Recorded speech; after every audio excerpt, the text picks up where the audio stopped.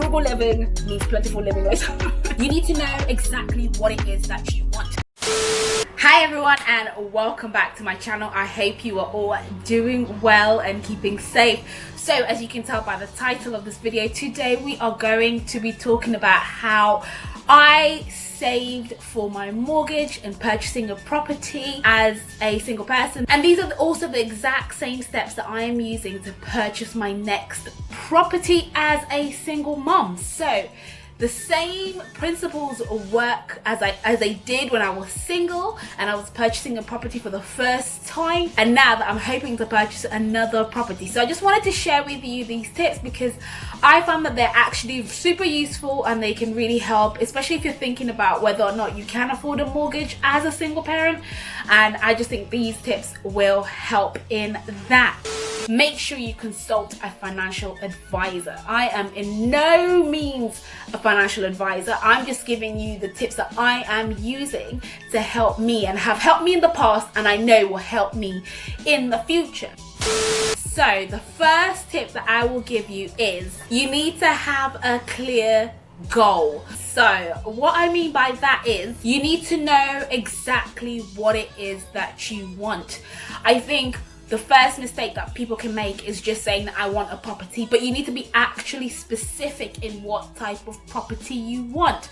So this is a mistake that I made when I first purchased my flat. I knew that I wanted to purchase a property, but I wasn't clear in exactly what I wanted. I knew that I initially wanted a 2-bedroom, but after a while I kind of sucked it in and I decided, oh no, I'll just get a 1-bedroom because I can get that, it's easier. Now, having gone through that process, I can see it's actually really super important for you to be very clear about exactly what it is that you want. So I know for my next property, I want a minimum of a 3-bedroom property that is at the minimum a semi-detached property, and I know exactly what area I want. So be mindful of that and be very specific about your goals, because one, you want to make sure that you're always looking at what you want. 2, you don't want to settle for anything less than what you want. And 3, what you're speaking into existence will come to be. So always remember that. The second tip that I have is you need to understand what area you want to live in. This is super important regardless of whether you're single, you're married, you have children, you don't have children. You need to be mindful of the area that you are going to live in, because at the end of the day, this is where you're going to be going day in, day out. This is where you're going to be living. These are the people that you're going to see around. This is just where you are going to be inhabiting. So you want to be mindful of that. If you prefer a suburb and you prefer greener, leafy areas, don't settle living in the city, because after the novelty of having your property wears off, then the reality of, oh, I really have to live in this area day in, day out. And the fact that, if you don't like your area, that can actually make a huge impact on how you feel and stuff. So be mindful of the area that you want to live in. Luckily so when I first purchased my flat, I was looking in a specific catchment area and I refused to negotiate on that. So like now as a parent, I think about what schools do I want my son to go to, what are the schools that I would like. I know it sounds so cliche, but it actually genuinely is important.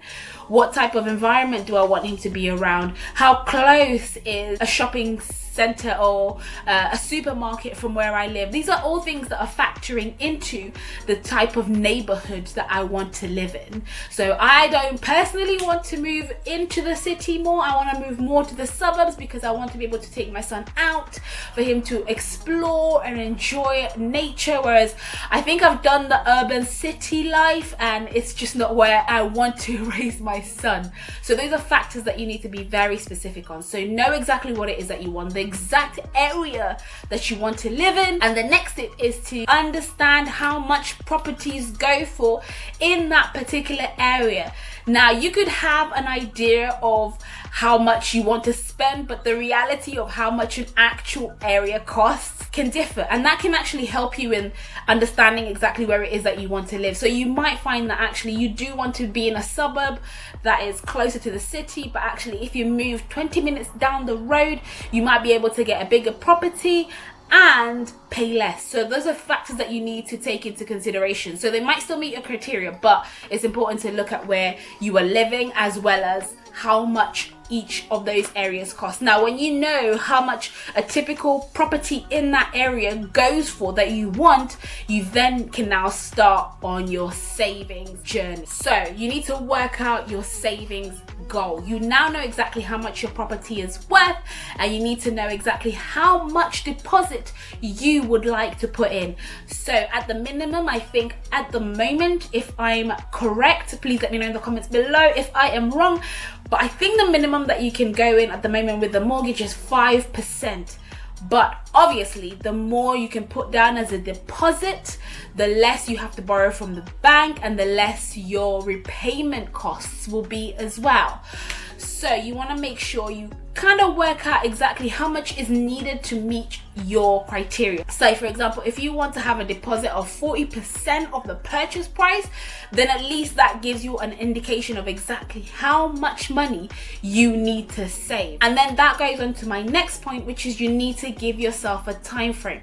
So for example, if you've got a property and you would like to put down 30% of the property's value, but you know that actually you need to give yourself a little bit of time to get there, or you think you can actually get that deposit down within a year or so, then at least you've got a time frame and an end point. By the way, you need to take into consideration how much properties are rising each year, because there's no point in sticking with a static figure, because if a property is 350,000 today, next year it could be 400,000. So you need to always have that in the back of your mind. So you want to know that if properties have been rising at a steady rate over the last 5 years, then you can anticipate that they will rise in the same fashion for the next couple of years. So you just want to take that into account, and you want to make sure that you can cover as much as possible. So I remember when I purchased my first property, I gave myself a year to basically come up with the deposit. Now, because I was buying at the boom of property purchasing, it gave me a little bit more time, so I wrapped up my deposit because everybody was buying, and I refused to just go overboard and just get anything.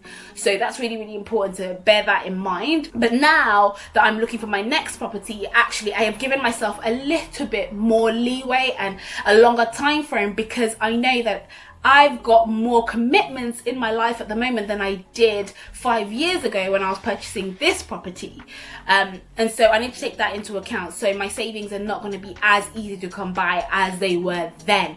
But if you're in a position where you are young, single and free, no commitments, save as much as you can. I'm telling you, it will get you on the ladder so much quicker than you anticipate. So make sure you understand exactly what it is that you want, in what area you would like to live in, how much your property goes for in that area, and then work out how much you need to have as a deposit. Once you've done that, start a specific deposit account. You can call it whatever you want. You can call it my dream home, my home fund, my forever house fund, whatever it is that you want to call it, but separate it from your main account. Now, the biggest reason you want to do this is because you don't want to be in a situation where you're like, I know I should save X amount, but I just really, really want this, and you dip into that fund. You want to be able to protect that fund specifically for that. Now, I am all for setting up direct debit, which is our next tip. You need to create a deposit journey. Now, this is literally so simple. You basically set a certain amount. So you want to go through your accounts and you want to say, what is the minimum amount that I can save each and every single month without it having a negative impact on my current lifestyle? So for example, if every month you can comfortably save £300, then that's the minimum that you should put into your deposit. Send a direct debit every month, 300, no problem. But if you can stretch yourself, have 300 as your minimum to cover you so that you're always saving that much. But actually, if you have a buffer month where actually you don't spend as much and you find that you've saved a lot more, go ahead and put in 500, 700, 1,000 pounds into that account. But at least you know that every month you've got a minimum threshold that will get you to your journey. So that's what I like to do. I have a separate account that I don't ever basically look at. I just know that that's the amount, and then at certain points as we go along throughout the year, I'll just double check that, make sure that the figures match, and see how much I have saved as a proportion of how much I need to save, I want to save for my deposit. Since you're saving the bare minimum, you need to find new ways to buffer up that minimum threshold. So I'm talking about cutting out as much as possible as you can, going down to the bare minimum in terms of spend and costs. So I'm talking about all takeaways, I'm talking about your food shop bill. You need to find ways to cut down as much as possible so that you can use that money and you can save. I always think it's better to have a year where you struggle so you can have 20 years in plenty, you know, rather than thinking, oh, I won't necessarily have any money. I have found that now in lockdown, a lot of my expenses have gone down. I'm really trying to not replace my expenses with purchases, because I'm finding that it's really tempting to purchase a lot of things.